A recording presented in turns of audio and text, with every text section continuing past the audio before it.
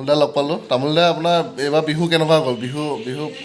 ভালকৈ গ'ল নে বিহু প্ৰিপেৰেশ্যন কেনেকুৱা এবাৰ বিহু মানে ধুনীয়াকৈ গৈছে বিহু হাঁহে বাঁহে গ'ল হাঁহ আছিলে 500 টকীয়া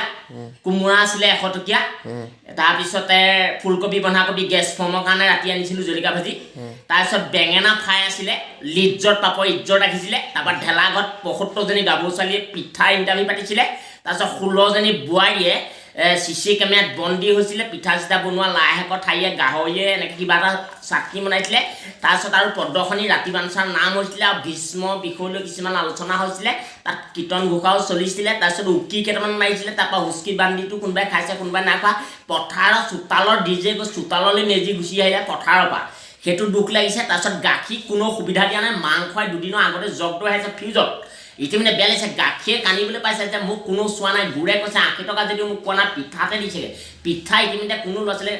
খাইছে যদি ইমান সিমানে খালি পাছদিনা মানে অগ্নি সেৱা কৰিবলৈহে নিছে খানগীয়ে আজি তিতাবত আন্দোলন কৰিছে মাটিমাহে সম্পূৰ্ণ কাঠৰ লগত যুদ্ধ কৰা সম্ভাৱনাটো সন্ধানী হৈছিলে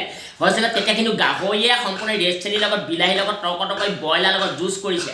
মাছেও সম্পূৰ্ণ খনীয়া ভোজনীয়াবিলাকহে খাইছে কিন্তু পাছফালে গাহৰি আগফালে মাছ এই কথাটো ধুনীয়াকৈ প্ৰতিভা হৈছে আৰু এটা উকিক ৰমবতল খাই কিমান উকি মাৰে তাত সম্পূৰ্ণ বচা হৈছিলে আৰু কেইখন কাজিয়া গ'ল কেইখন কাজিয়াত থানা অচি উপস্থিত হ'ল সেইটো সম্পূৰ্ণ আমি লিষ্টখন পোৱা নাই আৰু কিমান টকা মদৰ বটল গ'ল কিমান টকা ব্ৰইলাৰ কিমান টকা গাহৰি